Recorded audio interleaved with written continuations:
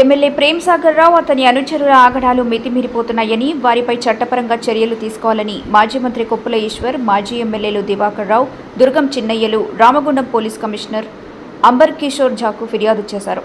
మంచిర్యాలలో BRS నేతలపై Congress party నాయకులు దాడులు చేస్తున్నారని, వారికి అక్కడి పోలీసులు అండగా నిలుస్తున్నారని అన్నారు.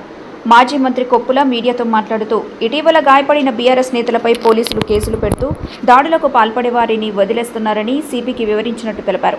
మంచిర్యాల ఎమ్మెల్యే ప్రేమ్ సాగర్ రావు తన అనుచరులు అక్రమ దందాలు, వసూళ్లు, ల్యాండ్ సెటిల్మెంట్లు చేస్తూ బీఆర్ఎస్ నాయకులను, సామాన్య ప్రజలను భయభ్రాంతులకు గురిచేస్తున్నారని ఆయన అన్నారు. రౌడీయిజాన్ని పెంచి పోషిస్తూ ప్రజా వ్యతిరేక విధానాలకు పాల్పడుతున్న ఎమ్మెల్యే, అతని అనుచరులపై తగిన చర్యలు తీసుకోవాలని డిమాండ్ చేశారు. దాడులకు పాల్పడిన కాంగ్రెస్ నాయకులపై చట్టపరంగా చర్యలు తీసుకోవాలన్నారు. అన్యాయాలు, అక్రమాలు, దాడులు ఈ ప్రభుత్వం వచ్చిన సెకండ్ డే నుంచే పెద్ద ఎత్తున జరుగుతున్న సందర్భం. గతంలో మేము ఎన్నో ఏళ్ళ రాజకీయంలో ఉన్నప్పటికీ ఇలాంటి సంస్కృతి లేదు. కాంగ్రెస్ ప్రభుత్వం రాష్ట్రంలో ఏర్పడిన తర్వాత అన్ని ప్రాంతాల్లో జరుగుతున్నట్టుగా ఇంకా మంచాలు ఎక్కువ జరుగుతున్న సందర్భం జరుగుతుంది. దాదాపు 2-3 రోజుల క్రితం, అంటే నెంబర్ ఆఫ్ కేసెస్ మంచాల నియోజకవర్గంలో నేను నాకు తెలిసగాడికి ఓన్లీ బీఆర్ఎస్ వాళ్ళ మీదనే ఒక 20-25 కేసెస్, మిగతా డిఫెన్స్ పొలిటికల్ పార్టీ మీద కేసులు పెట్టిన సందర్భం. దగ్గుల మధు మీద మొన్న 19th నాడు దాడి చేయడం జరిగింది, తలకాయ కుట్టుబట్టి. ఇదే దగ్గుల మధు మీద లాస్ట్ ఇయర్ వినాయక చవితి నాడు నైట్ 11:15 కూడా దాడి చేసి అనుకుంటే నేను పోలీస్ ఆఫీసర్ చెప్పడం జరిగింది.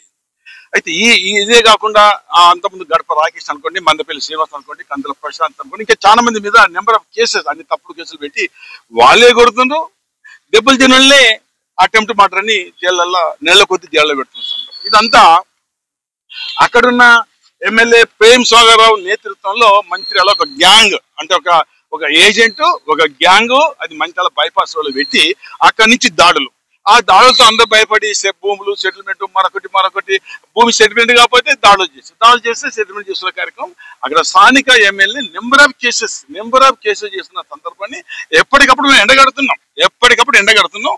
ఈ రకంగా చేసిన సందర్భంలో మేము ధర్నా చేయడం జరిగింది.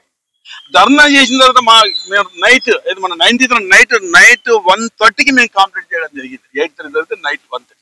కానీ మాకు దెబ్బలు కొట్టిన మీద వాళ్ళదేమో ఇతని మీదనే మొదలు కేసు చేశారు. ఏదైతే దెబ్బలు తిన్న మీద మొదలు కేసు తర్వాత ఆ కేసు పెట్టారు. మేము ధర్నా చేస్తుంటే మాకు అనుమానం వచ్చి పోలీసులు పోయినాం, కమాన్ ఎఫ్ఐఆర్ కాపీ అంటే అప్పుడు మాకు 3 గంటలకు ఎఫ్ఐఆర్ కాపీ ఇచ్చారు.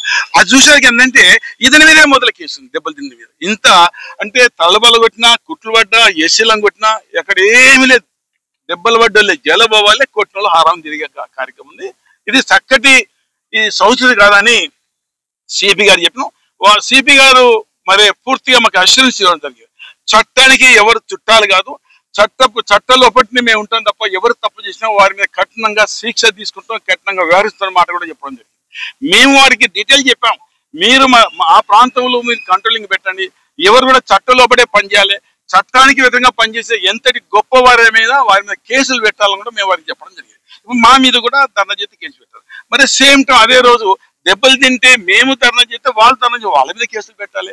ఇదే ప్రేమ్ సాగర్ రావు మంచిగా నడి చౌరస్తాలో మొత్తం ట్రాఫిక్ బంద్ చేసి 2 మీటింగ్లు పెట్టాడు. ఆ మీటింగ్లు పెట్టినప్పుడు అప్పుడు కూడా ప్రజలకు ఇబ్బంది కలిగా, మరి అది కూడా కేసు పెట్టాలి కానీ కూడా చెప్పడం జరిగింది. ఇవన్నీ చూస్తామన్నారు. ఏది ఏమైనా మంచిర్యాల అన్యాయాలు, అక్రమాలు, దాడులు, సెటిల్మెంట్లు, పెద్ద ఎత్తున డబ్బులు వసూలు చేయడానికి గ్యాంగ్ 20 మంది బ్యాచ్ కొట్టడము, గంజా దాగేయడము, కొట్టడము, వాళ్ళ బతుకులు ఆగమవుతున్నాయి. దీని మీద సమగ్రమైన విచారణ జరిపి దీనికి బాధ్యులైన వ్యక్తి, ముఖ్యమంత్రి ప్రధానమైన వ్యక్తి ప్రేమ్ సాగర్, అతని మీద చర్యలు తీసుకోవాలని కూడా చెప్పడం.